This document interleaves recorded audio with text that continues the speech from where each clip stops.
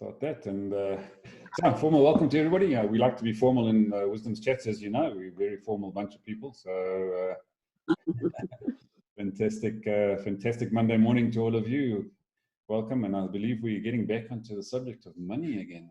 So, Lee, perhaps you want to pick us up and take it away from there.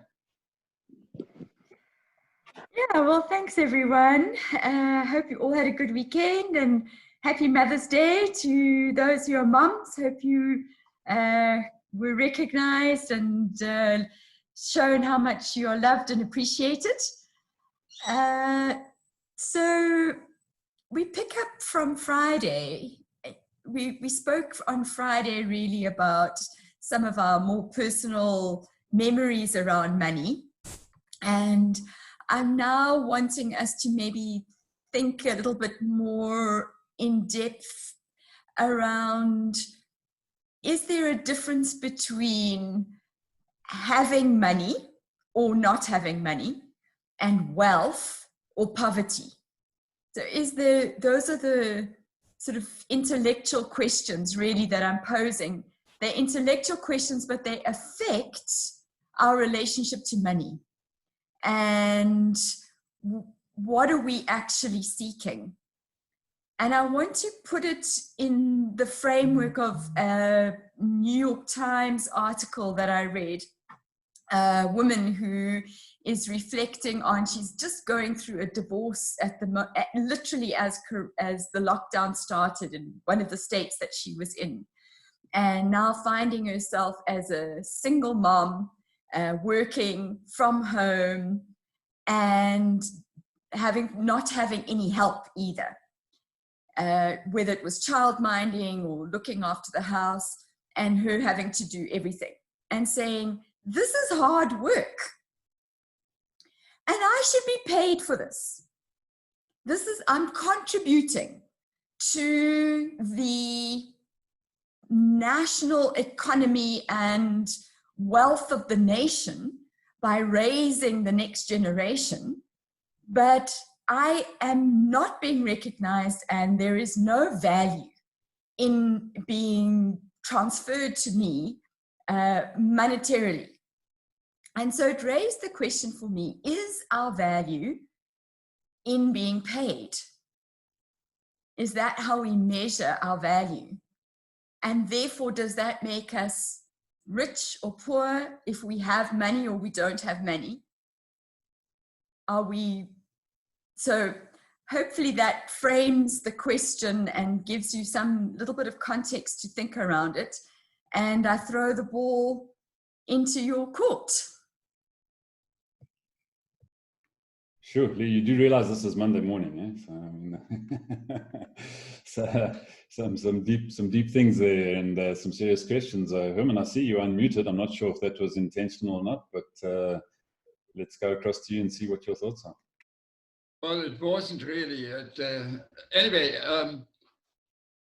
Lee, this is exactly what's wrong with the way we measure GDP these days. If the same work would have been done by somebody else, it would be part of the GPT because that person would be paid. And yet the person, let's say the mom looking after the children, not being paid is not part of value creation, which is a totally stupid way of measuring GDP. And the other thing is, for me, money doesn't equal wealth. Thank you. Great, thanks, Herman. Who shall we pick up from there? Let's go across to Trevor for a change. We'll normally leave him till last. Let's get him on the block straight away this morning. You caught me. I'm working on the sideline. So my thought is, and good morning, everyone. My thought is that wealth is what you value when you lose it. Think about that. Now you caught me by surprise. That was short and sweet. I expected you to go on for much longer with that, I'm sure. All right. Okay, let's go across to Kevin. Morning, Kevin. Better unmute myself, you might hear me then. yeah, I'm not totally 100% with it this morning. Not a great night last night, but hey ho. Yeah, money, wealth. Well, yeah, over the years, I've had long spells of not really having, masses of money. It's never been a problem. I prefer that wealth is more to me about having the time. The time and the life really. I mean, the money is the means to the end, I suppose. But I've always been a case of, I'd rather have time with the kids growing up rather than be having to work 9 till 5 for somebody else all the time. So that to me, wealth is more about the experiences and the life rather than a monetary value. Great, thanks, Kevin. Yeah, it's important. Morning, everyone. Yeah, so I think for me, wealth has become about a quality of life, and that goes to contributions that you make in other people's lives.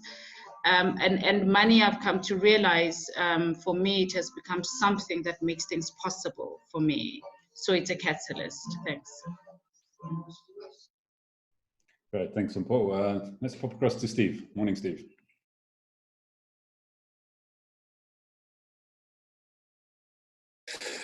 Morning, Ivan. I was just asking Lee to reframe her question again for me in the chat. But that's fine. I'll jump in. If I remember correctly, if I was paying enough attention, it was something along the lines of whether wealth defines you or your value in that. I was thinking about what I should share about that. I'm in a rather peculiar position potentially. In that the majority of what I do is unpaid work. I work with many, many people who can't afford the kind of services that I'm offering, and I work with churches and NGOs and religious leaders, etc. But I do on occasion work with people and organizations that can afford what I do. And then it's a fascinating interaction between me and them when they're told that there is no fee for what I'm doing. And it's fascinating in that the people with the money battle to accept that state of affairs. People who don't have are actually quite happy to accept the help that they can get when there's no fee. But those who have money seem to be so defined by their ability to purchase what they need and to leverage what they want out of life, that when something is given to them without a cost, that seems to really shake their frame of reference for life. So that's been a very interesting part of my journey for the last 4 years or so, in terms of wealth and whether we're defined by it or not. Thanks. Great, thanks, Steve. Yeah, it's an interesting discussion. That it also brings the question is, if you're giving something to somebody, do they actually truly value it, whether they've paid for it or not? And we had quite an interesting situation with Wisdoms when we first started with Lee, because we designed our entry-level program, The Difference Maker, as a giveaway. And guess what? We couldn't get anybody in business to take it up as a giveaway. And as soon as we started charging for it, it started becoming a very successful program in the marketplace. So it's a very interesting concept and topic, which I'm sure we can delve into a bit more. So let's go across to Stella. Morning, everybody. For me, the difference between wealth and money is, I think money for me is a tangible thing and wealth is intangible. Where wealth can, for me, is not just measured in how much money you've got in the bank. I consider myself wealthy, although I don't have millions in the bank, because of the intangible things in my life that you can't measure, like family, friends, God in my life.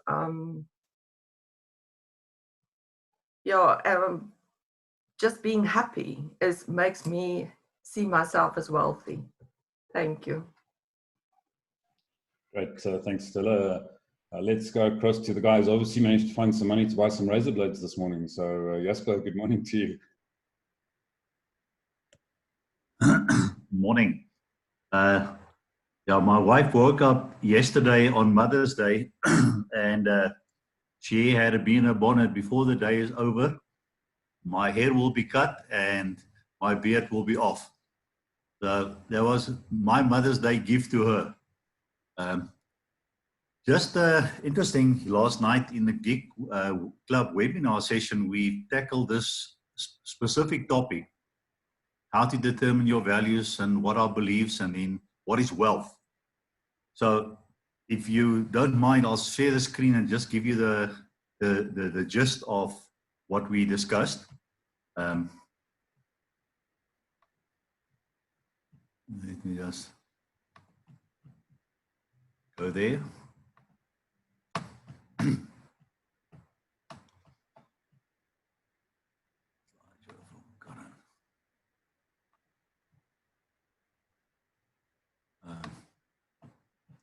Slideshow from Karan. All right. So then there are many forms of wealth, and it's different forms of capital, but I've just picked on 3 of them: human capital, intellectual capital, and physical capital. And then in terms of human capital, the components of human capital would then be, what is the maximum well-being of the members? And I've spoken out of the context of a family.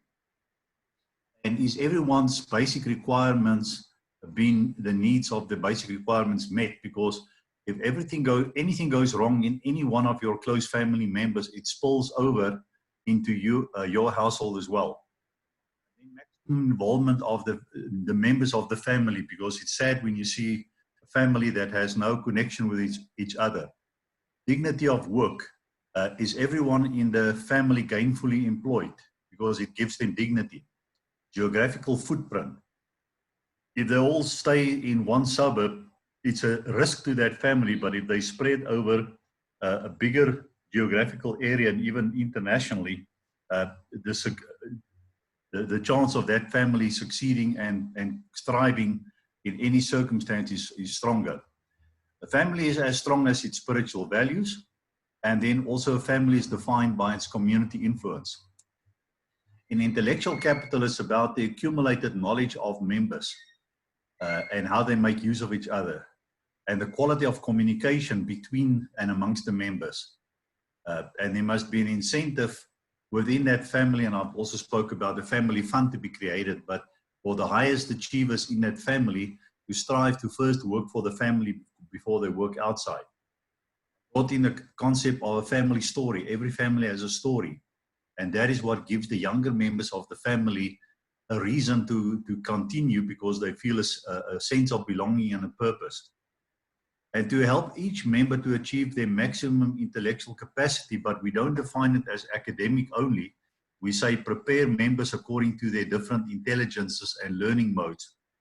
And then we brought in the whole thing of diversity and studying cultures and languages, and including that the ability to travel and meet different cultures and languages. In physical capital, although it's most to do with a typical business's balance sheet, it's about how do I minimize loss from excessive interest? How do I minimize non-producing assets and maximize income-producing assets? How do I minimize risk? Then follow an investment strategy, and I've got a teaching on the 4 envelopes. And then an investment system where it basically says 40% of your assets into high liquidity, minimum risk, 30% a little bit more, 20% a little bit more, and to a 10% you can take a chance. Then assemble a strong wealth team around you, people that are strong in the areas that you don't have all the information. And then increase the value and quality of your networks in the area of service, advice, and funding. And I've recommended the Chamber of Commerce there. And also diversify your portfolio over different asset classes and geography. So that was just to bring people to a point to say, wealth is not money. Money is but a component, and money is not evil or good. Money is just neutral. Whatever it does in the hands of the person who handles the money. So that was that will be my contribution today. Right, thanks, Jasper. And perhaps if you'd like, you can pop in the link in the chat box to the recording if you have a recording of that, and people can go and review the actual whole presentation as well. So thanks for that. Let's go across to Nazipa.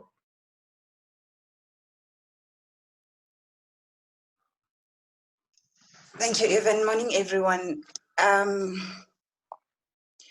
I think it's interesting that we're discussing wealth today in particular for me, because I start my online facilitations this afternoon for a program called Women Creating Wealth. So I was looking forward to attending this session. Now, there's a quote that I always remember. I can't even remember who had said it, which says, "Some of my friends are so poor, all they have is money." And the first time I heard that, I thought it was quite deep, because I tried to look around, like I looked into my situation, and I didn't have a lot of it, money, I mean. And I then looked at what it is I have other than money, and that's when I realized that I had a whole lot of things that I value, which are not necessarily money. And I find that the more I pay attention to the other things other than money, the more fulfilled I become as a person. But having said that, I still prefer a life where everything is within reach of a check and pen. Like I can't take my son, for example, and go buy something at the shop. I still want to be able to buy everything as and when I need it.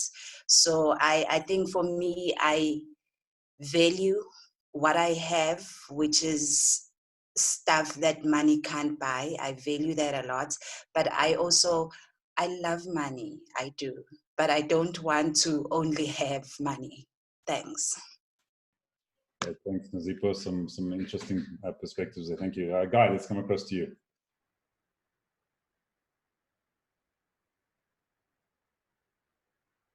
Morning all. I'm going to try and energize you for 60 seconds. I've made a few notes because I'm old and grey.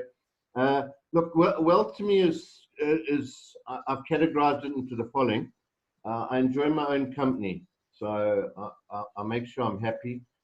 I enjoy my own company. That's wealth to me. And how I use my time. For the past 22 years, I've had personal freedom. I haven't had a boss to actually report to and all that sort of rubbish. My circle of influence is very small, but very tight and very trustworthy. My body is unique. This body is totally unique. With my knowledge assets, I find that it's having a lot of wealth.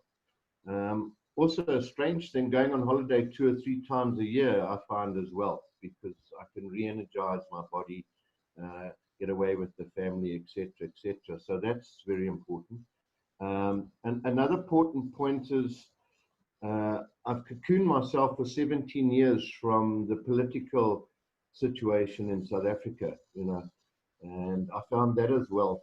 Now that I've been watching the odd 403 channel COVID-19, it's messed with me a bit, so I've stopped all that crap again because it was affecting my mindset well. The other point is my spirituality. Without a doubt, that is a wealth. My family, and without a doubt. And finally, I'm a pirate who's finding those golden nuggets. Lee, you mentioned me a pirate, so I'm finding it. And as Rodrigo said in a song in 1974, I still have his vinyl, my pocket don't drive me fast. Anyway, so I thought you'd start off with a bit of sense of humor. If not, don't worry about it. Thank you. Thanks, Guy. Let's pop across to Jennifer. Morning, Jennifer. Good morning, everybody. I'm sorry I didn't pick up at the beginning. So I'm very much picking up from where Guy was coming from. I just saw wealth here very much as 3 things: money, assets, but more importantly, your own gifts and skills that you actually have. because they're the ones that are important, and they're the ones that actually drive you, and they're the ones that ultimately drive the money that you get and the assets that you get, because you can start from nothing, but if you've got some skills, you can actually build through. So that's really where I was coming from, quite simply. Thank you. Great, thanks. Thanks, Jennifer. Let's go across to Mpulela. Morning, Mpulela. Good morning to everyone. I was getting excited there, Guy, when you pulled out the Pirates hat. I thought you were supporting the same team I support, but anyway. Yeah, look, two things for me. I think that the starting point is that money is an answer to a lot of things. Having said that, though, there are things that money cannot do. So let me start there. That's the first point I'd make. The second one is that money makes a very good servant, but a horrible master. And I guess one has to always try and distinguish between the two, as when is money mastering me and when am I mastering money? When am I using it for the good? And when is it driving certain ungrateful hearts or not so great things out of me? So for me, those are the first bases that I take or I think about money from.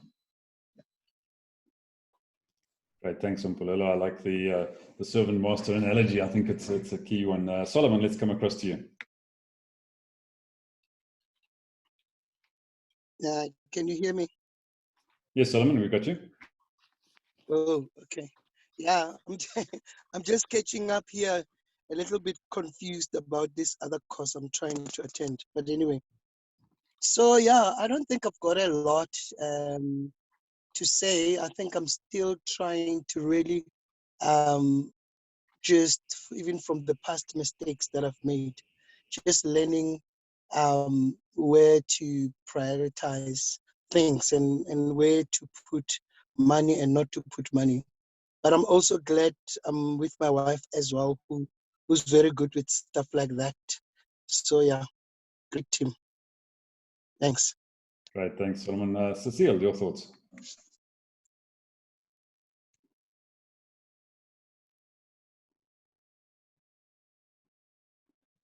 Cecile, are you with us? Yeah, sorry. No, I don't know. My finger was wet or something. I couldn't undo myself. Interestingly enough, last night, Douglas Kruger sent me a talk that he did about wealth creation or something like that a while ago. And in that, he was talking about wealth and money, I think to a whole lot of students. And then in that, he said that to have wealth, money, doesn't make you a bad person in any way, because it was interesting, the research that he did, how a lot of middle class people despise rich people and think that it's just bad, just inherently despise rich people. And then he said, when you are a wealthy person, it just amplifies the person that you are. It doesn't change the person that you normally are. That just amplifies the person that you are. And then that brought me to think, my twin sister and I grew up the same way, and she is a colonel in the SANDF, and in the last 4 years, she was the military ambassador to Sweden. So she was earning a lot of money. And she's always been very generous with her time and with her everything else. But now, when she was the military ambassador, she had a lot of money, and it changed completely the way she spoiled the other people around her. Anyone that visited her, you spent 3 weeks in Sweden, you didn't spend 1 cent there. She spoiled you, and she just gave the credit card, and you could go out and you could use the credit card while you were there, her personal credit card. So it was interesting to see how your living out of your daily values adapt when you have a lot of money to actually spend. It was fascinating. That's my bit.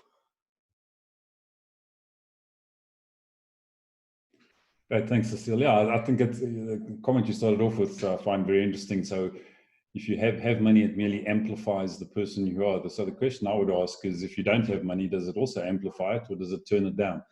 So no, it amplifies that person as well. He said that if you are a good person, normally you will be a very, very good person when you have wealth. But if you start off as a rotten person, you will be a rotten rich person.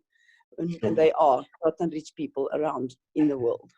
Yeah, but what I was saying is, if you don't have money, what does that then do to your character? Does it also amplify it, or does it do something else? So that. Yeah, well, interesting one of the things that he did throw out to the students there, they did some experiments. They took very wealthy people, and he said, do all the people believe that they can be wealthy? You have to believe that you can be wealthy first. So if you are put in, you get the chances and you are put in the world, will you become a wealthy person? Will you become the top 20 wealthy person in the world? And then there was a stunned silence. And then he said that that the research has shown that if you take a very rich person and you strip him of everything that he has and you bring him back to basics, that person will, within a short time, rise to become a wealthy person again. So it's all in the mind of how you apply whatever you have to do to become a wealthy person. That was interesting to me. And the way that they raise their children, which is a topic for a completely different day. Yeah, absolutely. Thanks, Cecile. Right, Lee, I think let's come back to you unless anybody else would like to add any further comments on that. Well, thanks, everyone. Certainly does wake up on Monday morning. I have been struck, Cecile was saying, sometimes this what is your attitude to wealthy people? And I know that, or rich people, however you want to say that. I know growing up, unconsciously, my mum drilled into us one way or another that you were either happy or rich. Rich people were not happy, and because we had no money, we were happy. So I'd